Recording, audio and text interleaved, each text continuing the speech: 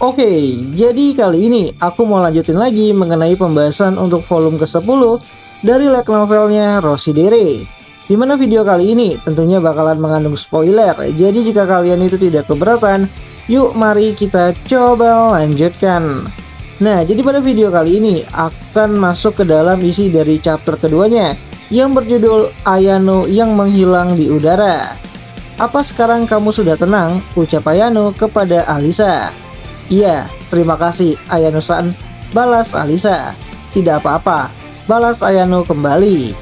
Ya, setelah semua kekacauan tadi, saat emosi di dalam dirinya benar-benar meledak, Alisa dibawa ke kamar Ayano agar jauh dari sumber kegelisahannya.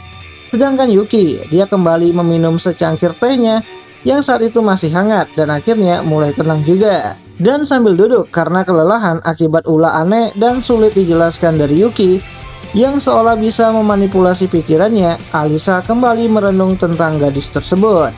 Tapi pada akhirnya tiba pada satu kesimpulan yang tidak bisa dia sangkal. Kepribadian asli Yuki-san tetap saja seperti anak nakal yang jahat dan suka bikin masalah.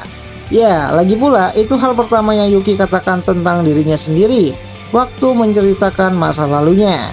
Dan sekarang Alisa akhirnya benar-benar merasakannya sendiri. Semua kata-kata aneh Yuki itu mungkin memang ada makna tersembunyi di baliknya. Tapi sepertinya dia cuma bersenang-senang saat melihatku, panik pikir Alisa. Ya, di sini Alisa sambil bersandar di kursinya dan mencoba untuk menenangkan keadaan. Lalu pikirannya kembali melayang, kali ini tuh ke arah yang berbeda.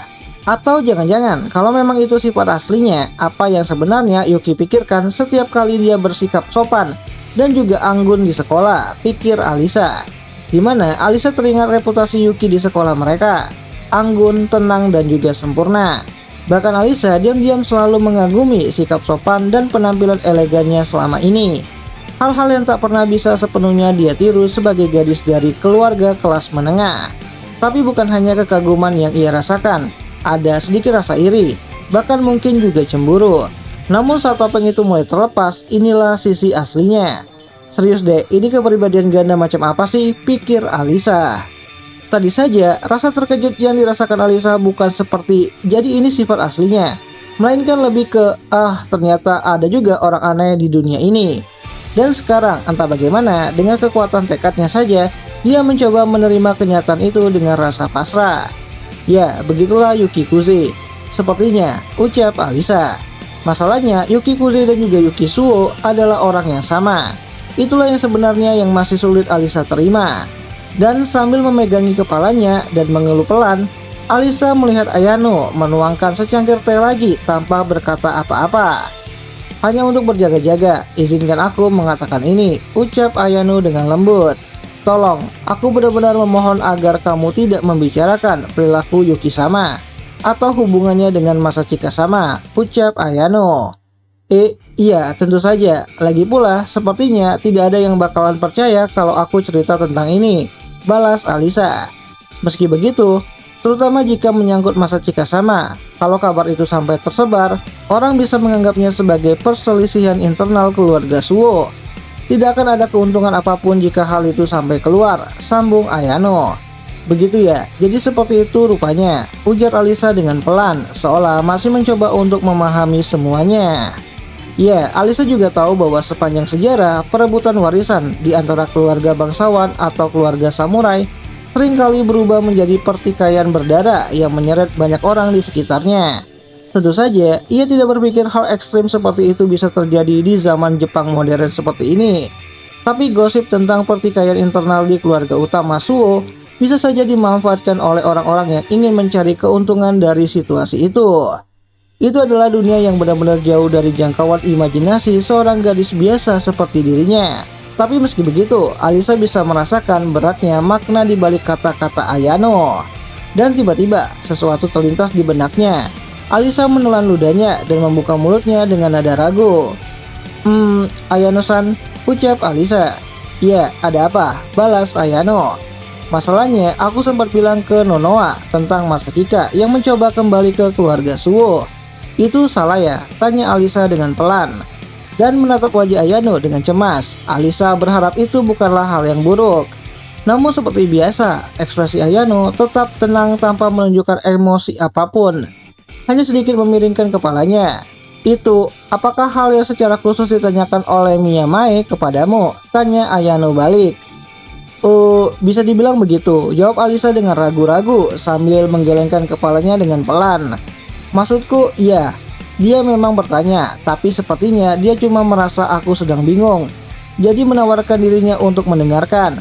Keputusan buat bercerita itu sepenuhnya adalah keputusanku sendiri, jelas Alisa. Begitu ya, balas Ayano kembali. Ya, sesaat mata Ayano tampak sedikit menyipit, nyaris tak terlihat, tapi cukup membuat Alisa mengecilkan bahunya. Aku tahu itu ceroboh, kata Alisa dengan cepat. Walaupun dia teman kami berdua, tetap saja aku bicara tentang urusan keluarga orang lain tanpa izin. Aku akan minta maaf kepada Masachika dan Yuki nanti, ucap Alisa. Ya, mendengar itu, Ayano tak langsung menjawab. Dia hanya memejamkan matanya sejenak dan tampak tenggelam dalam pikirannya sendiri. Ya, itu memang yang terbaik, jawab Ayano yang akhirnya menjawab dengan nada datar seperti biasanya setelah hening untuk beberapa saat.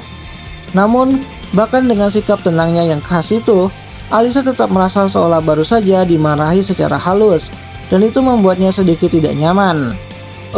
Tehnya enak sekali ya. Ngomong-ngomong, apakah kamu yang membuatnya? Ucap Alisa mencoba untuk mencairkan suasana. Terima kasih banyak, balas Ayano. Apakah ada rahasia khusus supaya rasanya bisa seenak ini? Tanya Alisa kembali. Kurasa aku belum cukup ahli untuk bicara soal itu. Maria sama sebenarnya lebih mahir dalam membuat teh dibandingkan aku, balas Ayano. Benarkah? Aku rasa tidak begitu, ucap Alisa. Tidak, aku masih harus banyak belajar, ucap Ayano kembali. Begitu ya, sambung Alisa dengan nada rendah.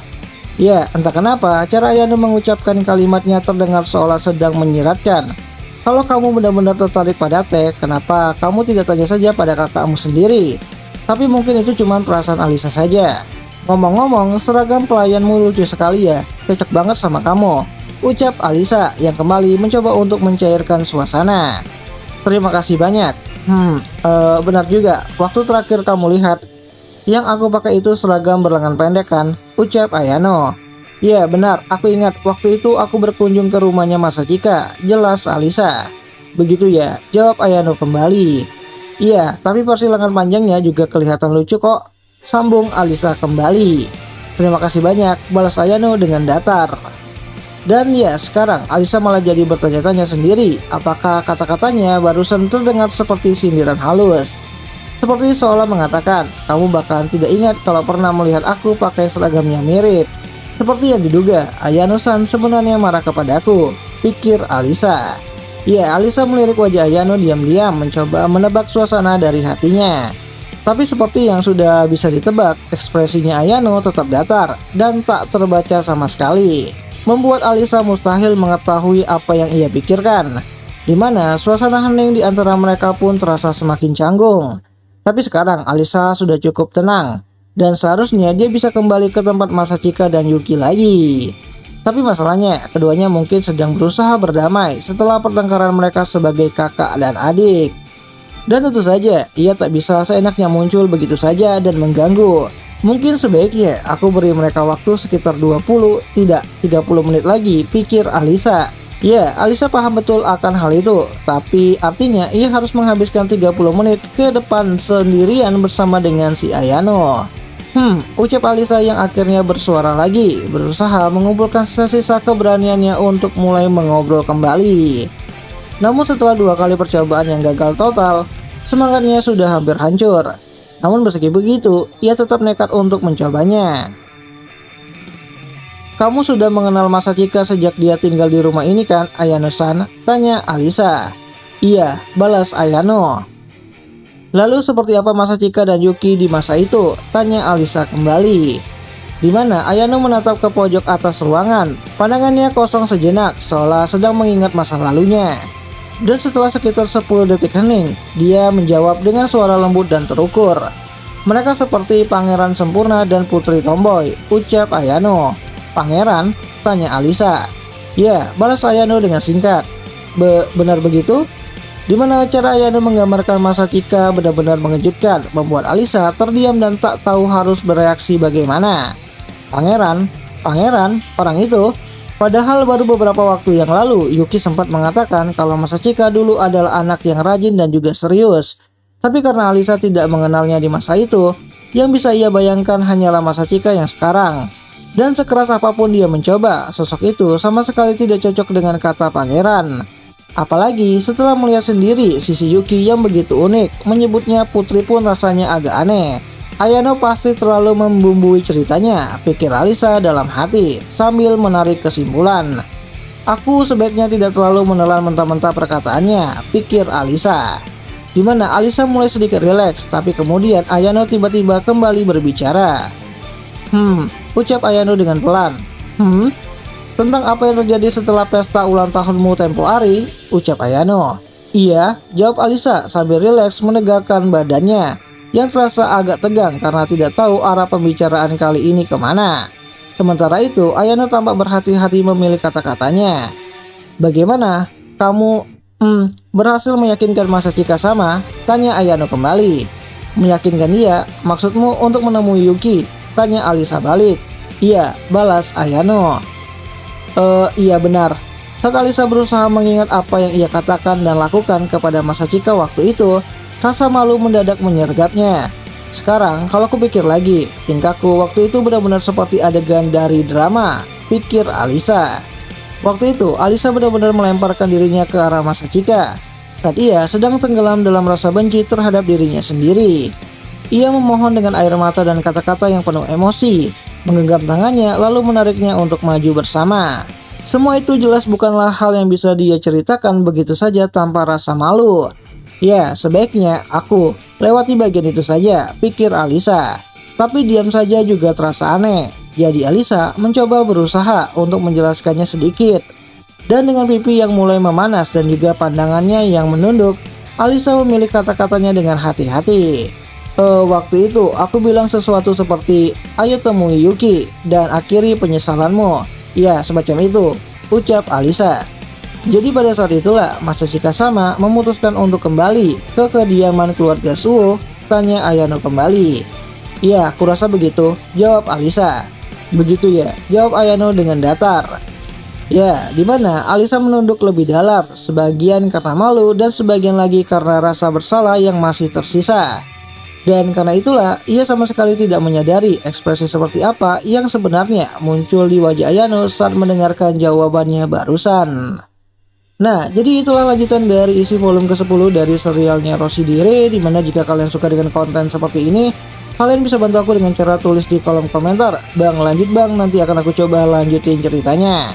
Dan akhir kata itu aja dulu mengenai video singkat kali ini, dimana jika ada yang salah aku minta maaf, dan sampai jumpa di pembahasan anime yang lainnya.